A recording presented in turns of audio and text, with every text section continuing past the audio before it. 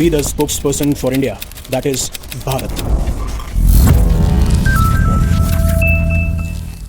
Hello future leaders. उस time पे जब इंडिया और कनाडा के रिश्ते सुधर रहे हैं या फिर मैं कह सकता हूं पटरी पे आ रहे हैं, खासकर जो अभी कैनेडियन प्राइम मिनिस्टर हैं मार्क कार्ने। क्योंकि जब प्राइम मिनिस्टर जस्टिन ट्रूडो थे, उस टाइम पे इंडिया और कनाडा के रिश्ते रॉक बॉटम हिट कर गए थे। और आप सभी को दो इशू जरूर याद होंगे। एक इशू खालिस्तान का जो काफी लंबे टाइम से चले आ रहा है। इंडिया बार बार रिक्वेस्ट करता है, गुहार लगाता है कनाडा से कि ये एक्सट्रीमिस्ट एलिमेंट हैं, ये वायलेंस और हिंसा का इस्तेमाल करते हैं और जो इंडिया की सॉवरेनिटी है उसके खिलाफ काफी बार एक्शन लिए जाते हैं। क्योंकि जब भी आप खालिस्तान की बात करेंगे तो ये कुछ ऐसे लोग हैं जो डिमांड करते हैं एक सेपरेट सिक्स स्टेट की फ्रॉम इंडिया। और ऐसे एलिमेंट अगर कनाडा में पाए जाएंगे जिनको बहुत ज्यादा फ्यूल मिल रहा था, तूल मिल रही थी कनाडा के अंदर, खासकर प्राइम मिनिस्टर जस्टिन ट्रूडो के टाइम पे, तो उस इशू को जब एड्रेस नहीं किया गया तो एक कारण यह बना जिसकी वजह से इंडिया और कनाडा के रिश्ते रॉक बॉटम हिट कर रहे थे। और इसमें सबसे बड़ा एक ऐसा फैक्टर जिसने इस पूरे रिश्ते को खराब कर दिया था, वो था हरदीप सिंह निज्जर की किलिंग। क्योंकि प्राइम मिनिस्टर जस्टिन ट्रूडो ने यहां तक कह दिया था इंडिया को कि आपके एजेंट्स का बहुत बड़ा इन्वॉल्वमेंट है हरदीप सिंह निज्जर की किलिंग में, जो कि एक कनाडा बेस्ड सिख सेपरेटिस्ट हैं जो काफी बार खालिस्तान की डिमांड करते हैं और खालिस्तान का इशू बार बार रेस करते हुए पाए जाते हैं। लेकिन जब कनाडा के प्राइम मिनिस्टर मार्क कार्नी बनते हैं और उसके बाद में वो फरवरी और मार्च के फरवरी लास्ट और मार्च के फर्स्ट वीक में जब वो इंडिया की विजिट करते हैं, इकोनॉमिक पार्टनरशिप पे बात की जाती है और उसके बाद में काफी सारे स्टेटमेंट्स आते हैं कि जो खालिस्तान का इशू है हम उसके ऊपर भी काम कर रहे हैं। तो जैसे जैसे रिश्ते आगे बढ़ रहे थे तो किसी ने ये नहीं सोचा होगा कि कनाडा की जो स्पाई एजेंसी है वो आके एक रिपोर्ट पब्लिश करेगी या ड्रॉप करेगी और उसमें इंडिया, और खाली इंडिया नहीं, इंडिया के अलावा चाइना, रशिया, पाकिस्तान, ईरान, इन सारी कंट्रीज का इन्होंने नाम लिया है इस रिपोर्ट के दौरान, जहां पे दोषी पाया है, इल्जाम लगाया है कि ये देश कनाडा के अंदर जासूसी करते हैं, हमारे यहां पे लोगों को इन्फ्लुएंस करने की कोशिश की जाती है, इंटरफेयर किया जाता है हमारी धरती के ऊपर, और वो कनाडा की सिक्योरिटी के लिए या उनकी सॉवरेनिटी के लिए या इकोनॉमिक प्रॉस्पेरिटी के लिए सब कुछ खतरा है। लेकिन आपको है ना, मैं ये डिटेल में बताता हूं कि क्या सच में पीएम कार्नी एक तरफ तो ये दिखा रहे हैं कि इंडिया के साथ में हमारे रिश्ते बढ़ रहे हैं और 2025 में ये रिपोर्ट पब्लिश हुई थी और अब इसकी डिटेल्स बाहर निकल के आ रही हैं जिसको अब मीडिया हाउसेस भी कवर कर रहे हैं। कितनी सच्चाई है इन फैक्ट्स के ऊपर और कैसे मैनिपुलेशन किया जाता है मीडिया हाउसेस के द्वारा, या फिर आप कह सकते हो कैसे मिस इंफॉर्मेशन फैलाई जाती है, उसका परफेक्ट एग्जांपल है एक मुस्लिम नेटवर्क टीवी करके, जिन्होंने इसी रिपोर्ट के बेसिस पे अपने ही हिसाब से, मतलब कोई भी लाइन ऐसी मेंशन नहीं थी जो मैं अभी आपको बताऊंगा इस रिपोर्ट के अंदर, और इवन मैंने वो रिपोर्ट पढ़ी और खासकर वो सेक्शन जहां पे इन्होंने इन बाहरी ताकतों की बात करी है, इंडिया, चाइना, रशिया की बात करी है कि कैसे ये जासूसी करते हैं, कैसे ये अफेक्ट करने की कोशिश करते हैं। जब वो मैंने लगातार 10-15 पेजेस पढ़े, मुझे कहीं पे भी वो लाइन दिखी नहीं। इन्होंने क्या कहा, इन्होंने इस रिपोर्ट का हवाला देते हुए कह दिया, India is not a Canada's friend. ना तो किसी मीडिया हाउसेस ने कवर किया, ना ही इस रिपोर्ट के अंदर मेंशन है, और इसीलिए इंपॉर्टेंट हो जाता है कि आप ऑथेंटिक इंफॉर्मेशन को फॉलो करें। और तभी मेरा एक हमेशा से एम रहेगा कि ठीक है, एजुकेशन सिस्टम उतना अच्छा नहीं है शायद हमारा, और शायद धीरे धीरे डेवलप हो रहा है और आगे जाकर डेवलप होगा, लेकिन क्रिटिकल थिंकिंग को डेवलप कीजिए माय फ्रेंड। मैं बार बार कहता हूं, ये एक ऐसी चीज है, जब आप किसी के फैन नहीं बनेंगे, आप किसी के एडमायर नहीं बनेंगे कि आप किसी एजुकेटर के फैन बन गए, और मैं कभी भी नहीं कहूंगा कि आप फैन बने। आपको बस ये देखना है कि मैं इनसे क्या सीख सकता हूं जो मेरी लाइफ में कंट्रीब्यूट कर सकता है। जब हम फैन बनते हैं, हमारी क्रिटिकल थिंकिंग खत्म हो जाती है, और इंडिया में एक फैन कल्चर बहुत ज्यादा है जिसको मैं खुद पसंद नहीं करता हूं पर्सनली, और ना ही मैं प्रमोट करता हूं। क्योंकि जब आप फैन होते हैं तो आप इलॉजिकली जो भी बातें बोली जाएंगी आप उनको समझेंगे नहीं, बस मानने लग जाएंगे। So please never be a fan of someone, admirer of someone, वो भी इसलिए कि उनकी कुछ ऐसी क्वालिटीज हैं जो मुझे अच्छी लगती हैं। That's it. मैं ये चीज आपको सबको कन्वे करना चाहूंगा। अब जब इन्होंने लिख दिया कि India is not a Canada's friend, क्या ये मेंशन था? कहीं नहीं। लेकिन मुस्लिम नेटवर्क टीवी ने ऐसा क्यों कहा, अब आप समझिए। जब मैं मुस्लिम नेटवर्क टीवी की बात करता हूं ना, तो ये 24/7 एक टेलीविजन चैनल है और एक ऑनलाइन मीडिया स्ट्रीमिंग प्लेटफॉर्म है, और खासकर इसको एक ऑनलाइन या फिर आप कह सकते हो एक एनजीओ के द्वारा फाउंड किया गया था जिसका नाम है स्टेट विजन फाउंडेशन, और ये अमेरिका बेस्ड है। यानी कि ये अमेरिकन बेस्ड एक टीवी चैनल है जो इस रिपोर्ट को इस तरीके से फैब्रिकेट कर रहा है, मैनिपुलेशन करने की कोशिश कर रहा है। तो आपको कई बार समझना भी पड़ेगा कि कैसे नैरेटिव को कंट्रोल किया जाता है मीडिया हाउसेस के द्वारा। अब चाहे वो इंडियन मीडिया हो, अगर वो नैरेटिव को कंट्रोल कर रही है या फिर हमें एक तरफ मोड़ने की कोशिश कर रही है, please please check these facts. History में जाइए, एआई का इस्तेमाल कीजिए, अच्छे लोगों को फॉलो कीजिए, you will get to know about it. तो ऐसा कुछ भी मेंशन नहीं किया गया है, और ये अकेला ऐसा चैनल है अमेरिका के अंदर जो मुस्लिम रिलेटेड कंटेंट पे ज्यादा बात करता है। ठीक है, उनकी ऑब्वियस सी बात है, मतलब काफी बार आपको मीडिया की जरूरत होती है कि अगर आप किसी भी कम्युनिटी के बारे में या किसी रीजन के बारे में, क्योंकि तभी तो हमारे यहाँ पे रीजन बेस्ड न्यूज़पेपर्स होते हैं और वहाँ पे कम्युनिटी बेस्ड न्यूज़पेपर्स हैं जहाँ पे ये मोस्टली मुस्लिम रिलेटेड कंटेंट बनाते हैं। बट आप इस तरीके से टारगेट करेंगे इंडिया को, खासकर इंडिया कनाडा रिलेशनशिप को, जहाँ पे कुछ भी मेंशन नहीं किया गया। अगेन ये दर्शाता है कि आप किस डायरेक्शन में चीजों को लेके जा रहे हैं और क्यों आप इंडिया कनाडा के रिलेशन को हर्ट करना चाह रहे हैं। क्योंकि कनाडा अब ये सोचता है कि अब हम यूएस पे डिपेंड नहीं हो सकते, जो प्राइम मिनिस्टर कार्नी बार बार कह चुके हैं। यूरोप को अब समझ में आ रहा है, बाकी नेशंस को समझ में आ रहा है, क्योंकि ये कहावत है और काफी सारे व्यूअर्स भी लिखते हैं कि अमेरिका का दुश्मन होना शायद उतना डेंजरस नहीं है जितना उसका दोस्त होना, और ये हम देख भी रहे हैं। और अगेन, दुश्मन दोस्त कुछ नहीं होता है, बार-बार मैं कह चुका हूं और मैं कहता रहूंगा और सब कहते हुए आए हैं। अब जहां तक मैं इस रिपोर्ट की बात करूं, तो ये जो स्पाई एजेंसी है उसका नाम है कैनेडियन सिक्योरिटी इंटेलिजेंस सर्विसेज। अब इन्होंने काफी सारी चीजों के बारे में बात करी कि कनाडा में आज के टाइम पे सिक्योरिटी सिचुएशन कैसी है, क्या हम चैलेंजेस इस टाइम पे फेस कर रहे हैं, कहां-कहां पे हम सक्सेसफुल रहे हैं, क्या-क्या हमने अचीवमेंट करी है। और इवन इन्होंने बताया कि जैसे-जैसे टाइम आगे बढ़ रहा है या इवॉल्व हो रहा है, चैलेंजेस बहुत कॉम्प्लेक्स होते जा रहे हैं और बहुत डिफिकल्ट होते जा रहे हैं इनको डील करना। और ये सिर्फ कनाडा की प्रॉब्लम नहीं है, आप किसी भी नेशन में जाएंगे, हर एक नेशन की अपनी-अपनी प्रॉब्लम्स होती हैं। कौन सी कंट्रीज बॉर्डर शेयर कर रही हैं उनके साथ में, इंटरनल ऐसे कौन से एलिमेंट्स हैं जो स्टेबलाइज नहीं रहने देते, बाहरी ताकत हमारी कौन सी है जो ग्रोथ नहीं करने देती।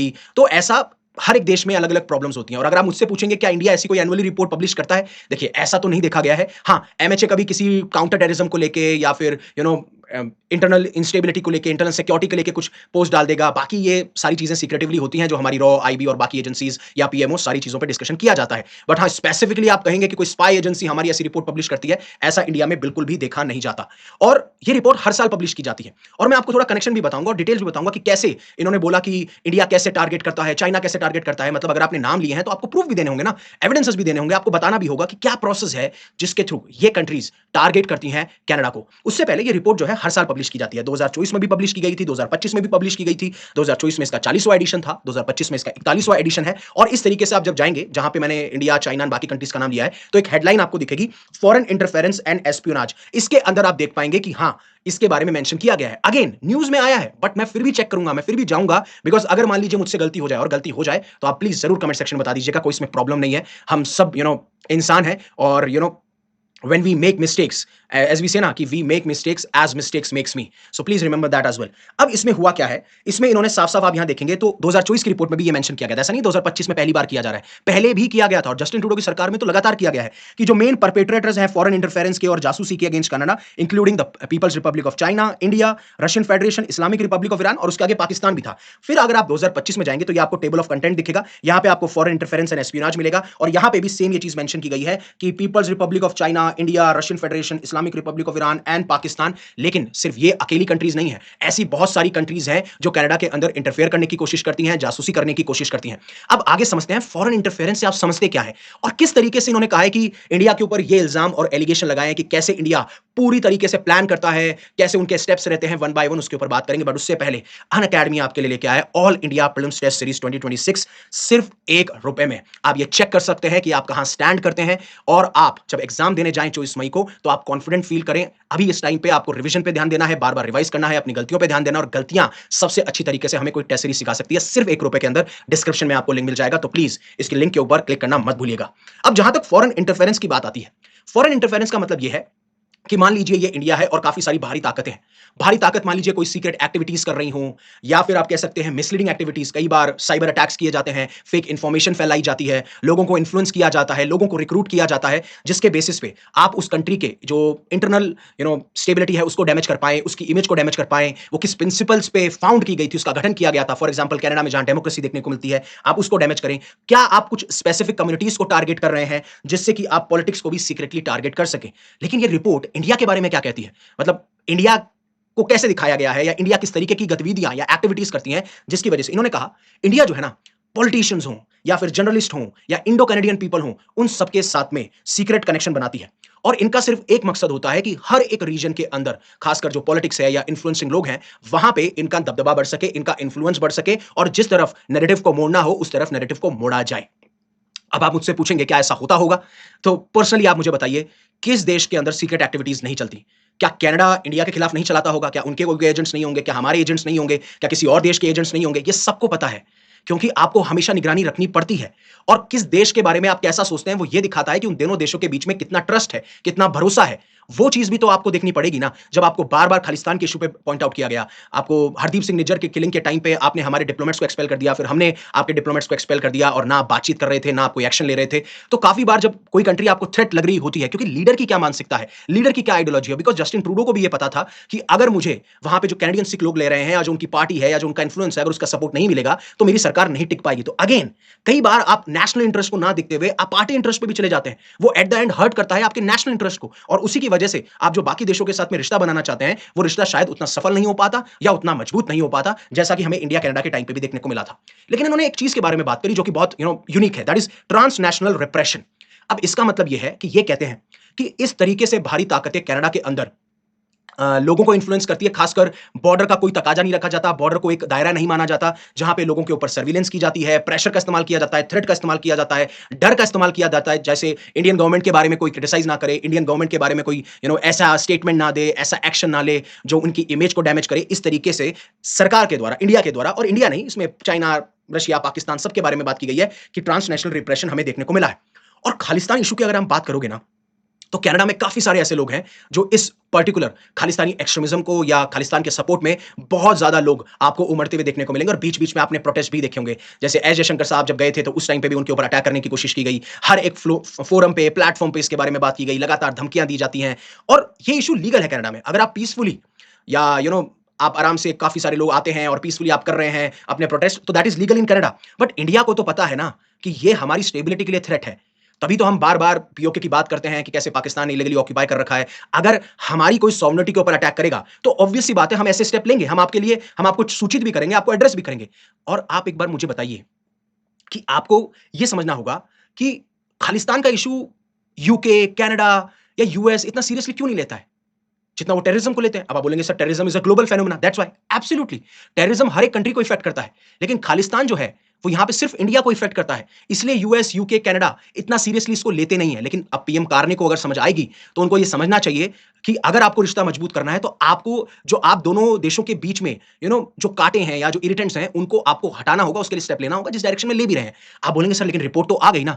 अब ये रिपोर्ट जो है 2025 की है, और इसमें जो ऑब्जर्वेशन है, जो इंटेलिजेंस एजेंसी ने पाया, जो फाइंडिंग्स है, वो 2024 से 2025 की है। नेक्स्ट रिपोर्ट जब आएगी तब देखना होगा कि पीएम कार्ने का स्टैंड यही रहता है जो 2024 में, 2025 में जस्टिन ट्रूडो का रहा, या उसमें कोई बदलाव या चेंजेस हमें देखने को मिलते हैं। ये सारी चीजें हमें देखनी होंगी, तब हमें समझ में आएगा कि क्या हमारा रिश्ता मजबूत हो रहा है। हालांकि ठीक है, विजिट हो रही है, इकोनॉमिक फ्रेमवर्क्स, इकोनॉमिक एग्रीमेंट्स पे बात हो रही है, तो एक सही डायरेक्शन में जा रहा है। हालांकि उतना खराब नहीं है जितना जस्टिन ट्रूडो के टाइम पे था।